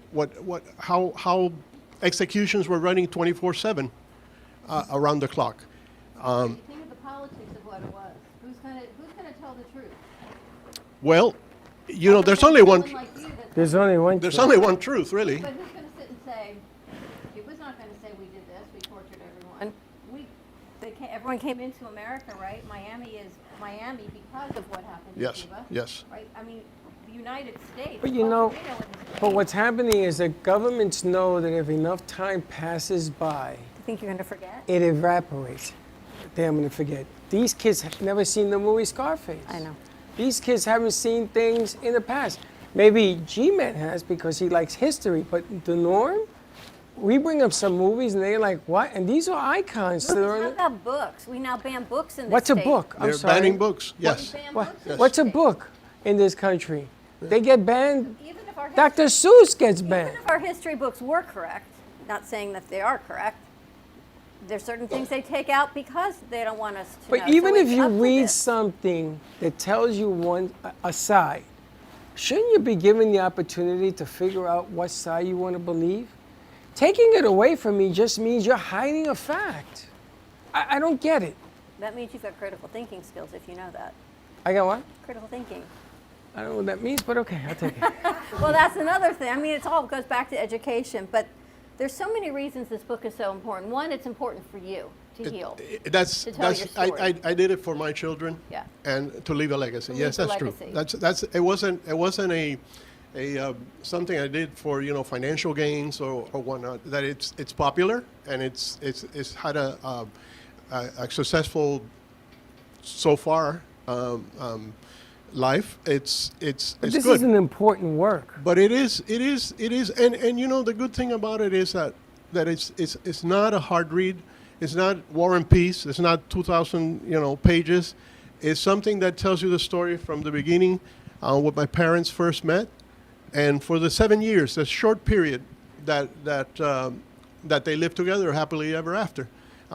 It turns out it was only 7 years, but and also the post event is which is when we all got here, when we all decided to come in, and there's many stories. There's thousands of stories like ours of professionals that landed in Miami and ended up doctors and attorneys and whatnot, and they were working as maids in the hotel and as bartenders and whatnot, because that's the only job they could get, and it's to create a living and to make themselves a living. I gotta tell you in a scarier thought, when I worked in Miami and I was in the midst of the Cubans, closer to what was going on, and as I moved closer to West Palm Beach, the Cuban begins to change. Yep. Because the stories that I heard down in Miami, I used to sit with Doña Pancha, and we used to have coffee or something. She would tell me these stories. I go to West Palm, I don't find that. It begins to evaporate as you go further north. So when you go to New York, nobody's learning anything about this. Well, no, because that's why Miami is Miami. There's no other place like it. The culture. Miami's the only place in the United States where you don't have to speak English. Exactly. And you can survive in your culture in Miami. You may not like it if you only speak English in Miami, but it's the only place in the United States that you can stay within your culture, and it's totally acceptable, and it's okay, and it's fine. It is what it is. It is. And other than a couple of cities in the U.S., like Hialeah's Miami, maybe in Jersey, New York, or whatever, that they do have a Cuban influx. Puerto Rico is one of them. That they have a big influence of Cubans in Puerto Rico. You go to Texas, you go to whatever in the Midwest, they don't know what the story is. They have no idea. what did this do for you when you went? Doc walked out of the room. He went for hypnotherapy, and his whole story came flooding out. How did it change you as a man? What came forward? Wow, it made me really, really appreciate my mother more and her sacrifice. Not so my father, of course, he went through the dilemma of getting himself in trouble and getting himself put in front of a firing squad. But, okay, that was the end for him. But that was the end for her, too. And that's what made me appreciate it. It was too bad that it was after her death. But it led me to understand what her pain was. Does it change your perspective now as you look back and you say, my life was like this because... Oh, absolutely. But when you're going through it, you don't know as a little No, kid. not at all. No idea. Not at all. Now I understand why I made some decisions. A lot of them good, some of them not so good. Some of them are really bad. But it's because of what process that went. I got to ask you, current Cuban-American policy, I don't even know where the hell we stand anymore. Is it still open? The borders are open? You can go to Cuba? Well, or, listen, this is the one area where I kind of tend to disagree a little bit with my previous generation of Cuban Americans that think that all they have to do is be strong, be hard, fight it, and then they all end up at Flagler Memorial Cemetery, before, and Castro's still there, the Castros is still there, the regime is still there. I'm a firm believer because of my international exposure, and I've traveled to China, I've traveled to Vietnam, I've traveled to one party, I've been in Russia. And what happens is that when you open up the gates of information and you open up transit of people coming in and out and understanding other cultures, I can't put the genie back in the bottle. And I think the isolation of an island so 90 miles away from us, I think that it's done more harm than good to the people living in the island. The people that left, at least they have their freedom and their freedom to do as they please. But it's those in the island that are suffering. I mean, there's no medication, there's no social services, no education, there's nothing. It's a catastrophe. And if you read back to pre-59, where, Cuba enjoyed, we had a color television in our home. The second place in the world, the second country in the world that had color TV to the U.S. was Cuba. The dollar was, at one time, was a penny or two above the value of the U.S. dollar, the Cuban peso. So it just went to dust. And Rita, you guys are first cousins? Yes. Yes, we are. Did you grow up knowing the story? You grew up close to your cousin? We grew up very close, even though he's older than me. But you're welcome. He used to take care of me. Like, he used to take me out and everything. I respected him. I was always. He used to babysit for. He used to babysit. And I always heard the stories, and I'm lucky enough that my parents named me after his mother. And she was an amazing woman. And when I read this book, like, I always heard the stories and everything, and I knew he had been writing for years. And suddenly I hear he finished the book. I bought it. I was so impressed. I bought it. I read it. And I was like, wow, I understand. I understand how my aunt used to be. My aunt was a very giving woman. Too much, way too much. She helped everybody. I'm talking about helped everybody. When people were coming from Cuba, you would find them eating in her house, sleeping in her house. And now I understand why. She saw so much hurt that she wanted to give back and make people happy. And then I could see how this book made a difference in his life. It made him a better husband. What about in your life with your husband? You have kids, right? Yes, we have 4 kids. How does it affect them? I've always taught my kids about roots. It's very important to know where you come from. I am a proud Cuban American. I'm proud that my parents came from Cuba. I'm proud to know that our parents sacrificed and did what they had to do to give us a better life here. We're here enjoying this life because of their sacrifices. I learned that as a parent, that's what you want to do. You want to leave a legacy. A legacy is not what you leave them. A legacy is the training, the support, the guidance that you give them, so they can continue living their life and being able to be able to live with the community. And what I learned was that you need to stay in touch with your roots. Parents, the most beautiful thing that a parent can give a child is the knowledge and the experience of what they've been through. Like they say, we're trying to explain this to you so you don't make the same mistakes. We should be very proud of that. And what happens is, sometimes we realize that when it's a little too late. And I know that this book, even though it might be a little too late, but you feel much better now. Oh, yeah. My youngest son, he's a philosophy graduate working on his master's. He read the book immediately as soon as I gave him a copy. Within a couple of days, he came back to me, and he was upset because he didn't realize my story. Well, this is why I asked her, because, now that I hear her say what she said, the book is a touchdown, because you reach one person. Yeah. And that's all a book can do, is it starts with one. Oh, it's a funny story, and this is a very short one, but I have a dear friend who used to be the CEO of Radio TV Martí Carlos Garcia Perez, and he's an attorney now in Coral Gables. And we have lunch about once every 3 or 4 months, just to stay friends. And I brought him the copy of the book. I gave him a copy in Spanish because I also published it in Spanish because some of the older generation cannot read English. So, as you mentioned in Miami. And so I gave him a copy in Spanish and an English copy of the book. He calls me 3 days later. I'm just boarded a cruise ship. We're going on a weekend cruise. And I take his call, of course.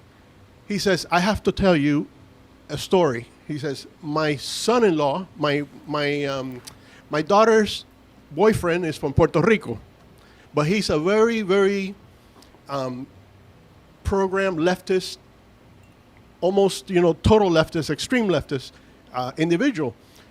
I gave him the book. We were having over dinner. I gave him the English copy of the book. He just sent me a photograph of him ripping up a Che Guevara T-shirt and tossing it in the garbage. Really? Wow. And I said to him, let me tell you something. If I change that one mind, There's or a at least touchdown. expose that one mind to the reality of who Che Guevara was, and who the whole group of, I call them bandits, they're not even patriots. I changed, that's mission accomplished. It's documenting your story. How do people get the book in English and in Spanish? Because Just a website, letterfromthegrave.com, and it's easy. It's the title of the book, letterfromthegrave.com, and it's available everywhere, Amazon, Barnes & Noble, Kobo. Great. This is a great letterhead, by the way. No, Name for it's the book. and It's I unbelievable. had a difficult time reading or translating it into Spanish, but I met the artist. The artist that made the cover is Aristide. He's a cartoonist, famous Cuban cartoonist, and he was generous enough to let me use his artwork on the cover. So when we try to talk about how you call Letter from the Grave, Carta de la Tumba wasn't sufficient because it doesn't tell the story of the firing squad. Yeah. So we call it Carta del Paredón, which it's a better translation. As you well know, the Spanish to English, sometimes the translation doesn't really work out. thank you so much for Outstanding. joining us. Spectacular. I think, Chelsea, I think today's show is called A Letter from the Grave because it That's touches what we're on gonna so call many different aspects, from WOW to William's story, and we're going to talk to Tinkerbell. It's amazing how it just, Well, and you have to document the story. She actually was telling us that we had to meet you, and I didn't know how involved until I saw the PDF that you sent me, and I'm. No, I reading it, and appreciate it's the like- opportunity. Like I said, every forum that I can get to tell the story, I'm going to, because it's nothing to hide any longer. I mean, I have friends of mine that have worked with me for 30 years, clients even, and if you look at the reviews on Amazon, one of them says, I've known you, I traveled the world with you, I've known you for 25 years, I never knew any of this about you. So that to me was kind of a turning point to say, okay, you know what, you got to open up and tell everybody you meet. Now's the time to Well, tell this your is the story. first step to legacy, which I think Yeah. is important, really important. Let's see if we can get you guys back Thank in you and for redo having the me. show with him in Spanish. I would love to. We will? Yes. Yeah. Yes, I would we love have to. to. We have to document this. I'm a big believer in this. I try to explain to my kids because they don't understand my cultura either. They don't understand the Latino cultura. They've been so stigmatized in what happens here. You gotta hold on to your roots, man. You got to. You have no idea of what vanishing the idea of where you come from will affect your children, their children. Do you want to go to commercial? Or you want to skip No, right let's over? go right over. Okay, We're on a roll here, continue baby. this letter. Let's go from see the Dr. grave. Ruth. Dr. Ruth. Tinkerbell. I am so excited to meet Tinkerbell. First of all, I love your name. If you look around the studio, you'll see Tinkerbell's everywhere I saw around here. Tinkerbells everywhere. She's so We put Tinkerbell one on in our there. table when I was doing the Spanish version. So when media told us your name, I said, not only did I want to meet you because of Tinkerbell, your story is so compelling. I don't know how much you want to share with us before the foundation, but a little bit about your background. But I think that the background sharing today was pretty unbelievable. I don't know if you always have guests like this, but whatever you did today, you put together a bunch of us that I want to meet all of them. I want to hug them all because they've all gone through the journey of receiving the things that they want in their life and being able to give it back. Give it back to the world. Isn't that what we're all about? That's right. I've lived 7 decades. It's amazing. And I look around at what each one of us talked about today, and look at your staff and speak to some of them and find out the stories, it really makes me feel like this is what we're all about. We're all about coming, surviving, figuring out a way to make the world a little bit better in our own different ways. And so my story is I'm a survivor of the Holocaust. I don't have numbers on my arm, but I was born before the war was over. My parents were in hiding in the parks and in the bushes of Poland, and that's how they survived. And I was born in the ground. My mom made a hole in the ground, and that's where I was born. And so I weighed 5 pounds at 3 months, and we didn't know the war was over, and this is the Holocaust. This is the survivor of the Holocaust. Anyone that survived that is unbelievable. Anyone that survived what you have just gone through in Cuba and the things that happened in Puerto Rico to get through life and become a better person and make the world a better place takes survival every single day for all of us. And people who care about the world and put the energy there. So as a child, I grew up in Poland, Germany, Argentina, Bolivia, Brazil, and then United States. So I lived in 7 countries. And when anyone asks me what's my favorite country, I have always the answer right there. Miami, Miami, Miami.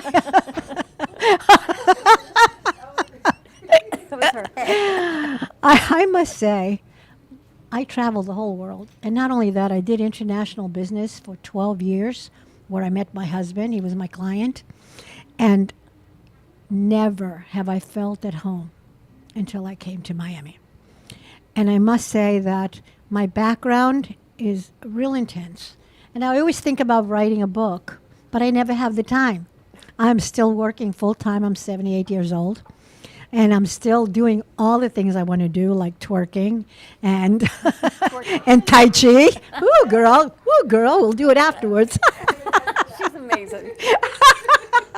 And in the office. Twerk. Tai Chi twerk. Yeah, literally every 5 minutes, Tink gets us around in a circle. How'd you get the name Tink? Tinkerbell. That's a very interesting story because I was living in Chicago, and Printers Row had a beautiful church that was a multi-dimensional church, multi-denominational church, and the priest had just come off the stage, and I was there with 7 of our children, who are children of prisoners, because that's what I do for a living, work with children of prisoners.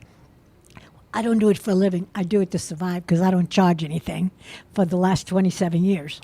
So we're in church, and the priest gets off, and a rabbi gets on. As soon as the rabbi gets on, the lights go off. And the rabbi says, how's this possible? We need a Tinkerbell around here. Where's Tinkerbell when we need a light? And he points right to me. So he named me that day, and everyone in the temple, at that point there was a temple, started calling me Tinkerbell. The kids wouldn't give it up. They called me Tinkerbell. And then when my first grandchild was going to be born, my daughter calls me up and she says, Mom, what should I tell the baby to call you? And I said, Tinkerbell, of course. She goes, Mom, my kids are never going to call you Tinkerbell. Guess what? Her husband calls me Tinker. My friends call me Tinker. In church, they call me Tinkerbell. And then when I go to court, I'm introduced as Tinkerbell on record. Wow. So nobody ever knows my name, which worked well because I work in prisons and I work in courts with people who are coming back from prison. So talking about survival, when I was 5 years old, I was 1 year old, 1.5 year old, living in Germany. The concentration camps had already been destroyed, but I was living in a former concentration camp. It wasn't concentration camp the last few years. It was a Hitler Youth Training Camp. So it was like a prison. It was an enormous room with 200 beds and one little window with bars. And at 1.5 years old, I was looking at the bars, watching the sun coming through, because you don't see sun, and you can't, and we barely went outside, very rarely. And I remember, 1.5 years old, the sun is coming through, and I'm looking to where the sun is aiming, and there was a knife on the table that was attracting the sun, and I fell on it and cut my lip. So I started bleeding, and everybody in the concentration camp was yelling and screaming about this child that's bleeding. So my memory is so strong of being raised in that it was called a DP camp, which means displaced people camp. There's nothing written about it in books or anything that concerns the explanation of what happened. The Americans would not let us in. So all of us who are survivors from all countries and who made it here, and we were strangers when we made it here, the United States wouldn't let us in the beginning. 15 years before we got into the United States. But at least they built these DP camps, which means displaced people camps, and they brought doctors and they brought food. So I remember watching my parents eating for the first time and saying, I've never had a meal like this. Meaning in 7 years of the war, they hadn't eaten. My brother died of starvation in my mother's arms. So surviving is really a very tough word, right? I mean, we have gone through so much of trying to get into this country, of trying to make it in this country, of coming to Miami and finding all of us who have histories that are so similar. They're so incredibly amazing. And the fact that I was exposed to so many different cultures and religions and color, that none of it seemed different to me until I came to the United States and I lived in New York. And I remember in New York people saying, oh no, the blacks live over there. No, the Jews live over here. The Chinese live over there. I said, why are we all so separate? Why are the communities so separate? We come from our own countries. We come to this country so we can meld, so we can be part of each other and not to be separate. This is America. We dreamt about this all of our lives. And come to Miami, and it's all together. We're all living around the corner. We're all living with Arabs. My next door neighbor is an Arab, and we are the best of friends. And so that the world has turned totally around. My black friends, nobody looks at them coming into the building. Nobody questions what religion, what race, what color. We have a ton of gay friends. Now, gay, you go to South Carolina, where I lived last, it's like a forbidden word. Latin, forbidden word. There are no Latin churches. There are a lot of black churches and a lot of white churches. So to see the melding of the world right here is the best thing that could have happened to me. And my husband feels the same way, and he doesn't speak a word of Spanish. La única cosa que él dice, the only thing that he says is, oh my God, I learned how to say another word in Spanish. Instead of saying, dos cervezas, por favor, ahora puedo decir, tres cervezas, por favor. They went from 2 to 3. So the translation being, he learned one word. Instead of 2 beers, please, in Spanish, he now knows how to say 3 beers, please, in Spanish. Tell us about the foundation that you're working, that you've created. I think that the reason I created this foundation, and we all don't know why we do the things we do, because I'm a Jewish heritage girl who believes in an eternal God. I decided to work with children of prisoners when I was at the U.S. Attorney's Office in New York, and I was working with prisoners. And I started asking the prisoners, where are your children? And they said, I don't know. They took my kids away, because most men lose their children very early. Then I started speaking to the women. Where are your children? They say, I'm not allowed to see them because I didn't make enough money, so I went into prostitution. So now I'm never allowed to see my kids again. That's how it started. My thinking started back maybe 35 years ago, 38 years ago. And I started reading anything I could read, because no internet. Mind you, I'm 78, so this was a very long time ago. And couldn't find internet, nothing on the internet. So I went to the Library of Congress in Washington to read about children of prisoners. What happens to the children? Nothing, zero. So I started writing to Congress, because I started visiting those children and bringing them to prison to visit their parents. So I started a program 28 years ago that's all about taking children to prison and visit their parents, and then working with the children and the caregivers so that they don't go to prison. And you don't know what a job that is. to prevent children from going to prison is a lifetime job, because in the beginning you take them and introduce them to their parents, which they didn't allow it before, because foster care parents don't want their kids visiting their father in prison or their mother in prison. So I had to fight every single step of the way. I wrote letters to Congress because there was no text then and there was no email, and faxing would disappear within a few months. So I wrote letters to Congress for 10 years. And suddenly one day I woke up and the letter said that we're giving money to create programs all over the United States to prevent children's incarceration. And we received our first $500,000, which was 26 years ago. And the world started to change for these children. So now we've gone past more than 1,000 children.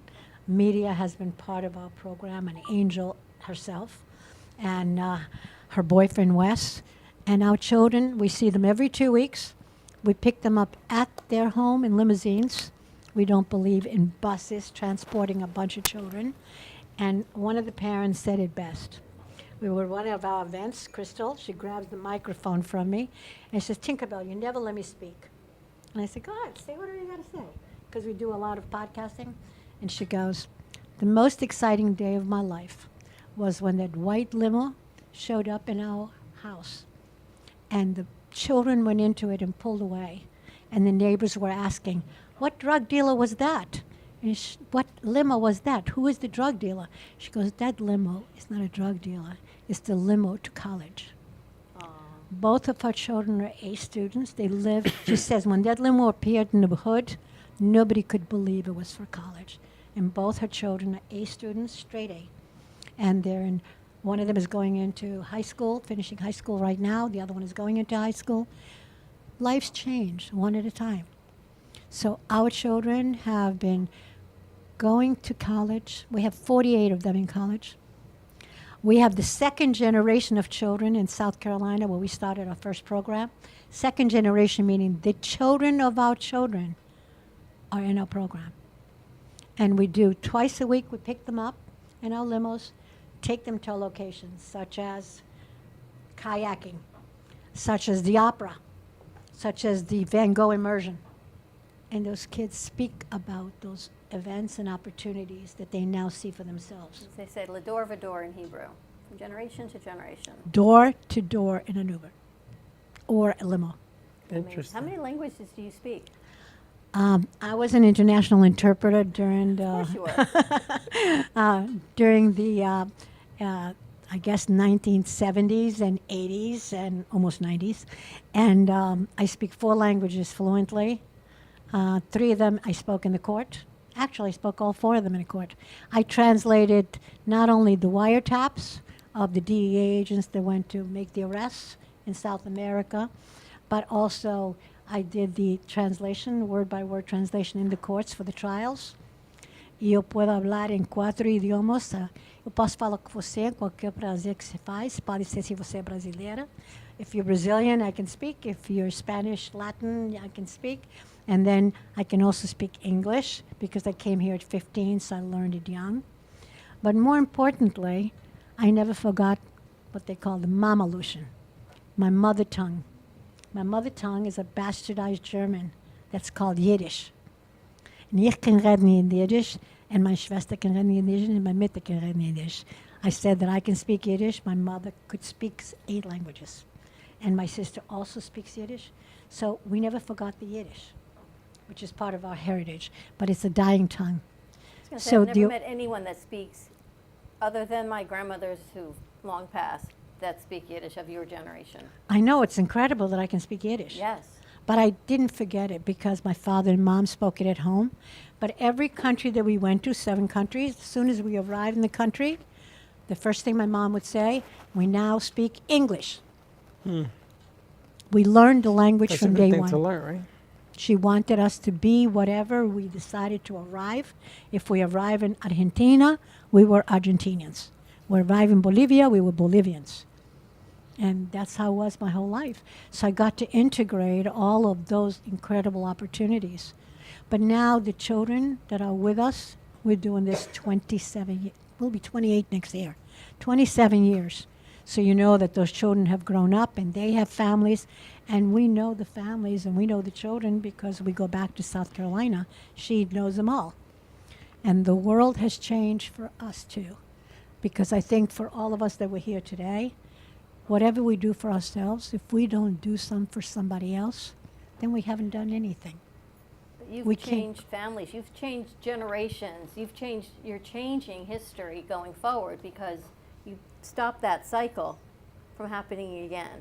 Our children don't go to prison. You And the stopped that national cycle. average is 70% is prison bound if they are children of prisoners. Incredible. How can people find out more about the foundation? It's called SilentVictimsOfCrime.org. And you can reach us at 305-482-3339.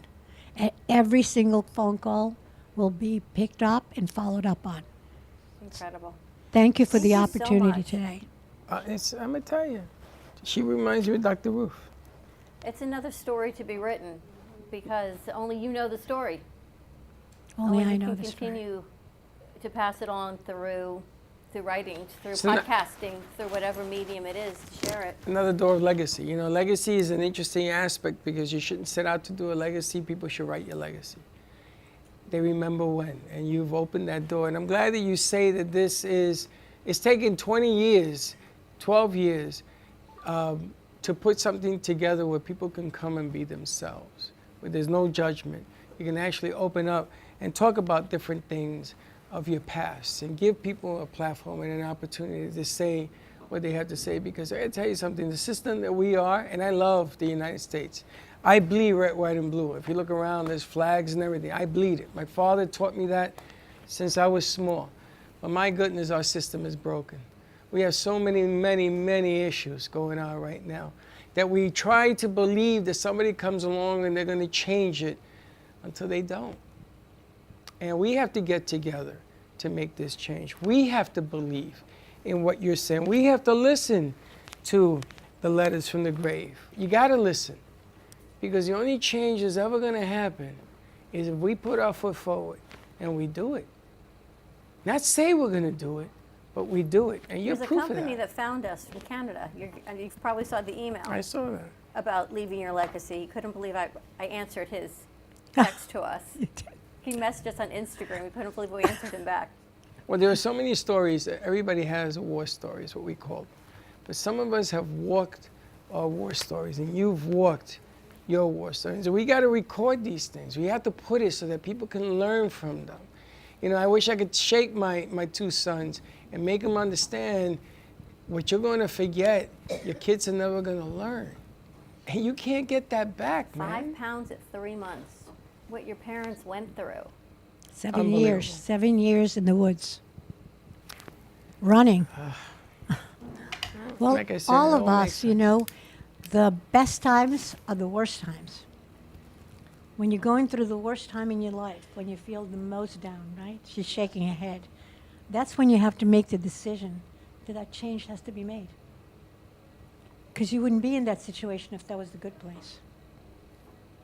So if we could remember that every time we feel bad and then it goes to horrible, it's a time to make a change. And it's a time to go forward and go for your dreams. I know that I didn't start doing this until I was in my mid-40s. I think all of us come to some sort of a realization in our 40s. Something happens in our brain, in our body, in our soul, in our 40s. Because when we're young, we think we can do everything for ourselves. It's all about me, me, me, me, me. We forget that there's a whole world out there that needs us. I was 48 when I started working with you. Interesting, So right? 100% correct. And I say that all, it's not your 50s for women. We don't wait till we're 50 to make that change because we got to make a change before we get there. I don't know about men. They used to say midlife crisis for men. I don't know if, I think now it's more change. I think men get stupid as they get older, and it's only the smart ones that begin to understand. And my father said to me, you get stupid when you get older, just get used to it.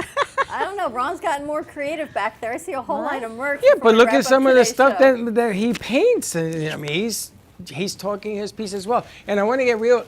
that's a great story. I want to get real quick to Ron because he has clothing that he makes part of his paintings. And we didn't even get to touch on that, but we're going to have to bring you back to do that. But it's another amazing aspect. But legacy comes, you know, Ron, your clothing becomes legacy. I put shirts now and I hang it like art because of certain things that happen in my life. Freddie's football jersey, I'm putting into a frame. Because to me, that's important. He says to me, why is that important? Why? Wait till you get older and you learn what a legacy is all about. Wait till you learn how your word has to be put and embellished in the book. People have asked me to write a book and it hasn't been time yet. But maybe I'm going to start. Maybe this is what I needed to hear to do this. Maybe I think that's the key. I think that what he said to me today makes a whole lot of freaking sense, man. Because why am I going to tell you to do something if I'm not doing it? Gotta walk the walk. You gotta walk the walk. Anyway, so there you have today's show. How you thinking? What are you thinking? I'm thinking again, the angels bring it forward. And where's Braxton? We gonna cut that cake? Where's Mr. You Braxton? gotta bring the cake out. Braxton, get over here. I know our crew wants to wrap the show. We're gonna wrap it up and then we'll do his cake separate? No. No? Okay. Can I Come make here. a quick announcement? Of course. Yes.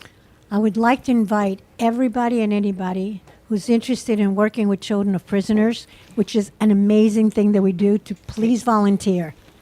305-482-3339 if you want to volunteer. That's how media started with us for 5 years, and then West started with us, and what?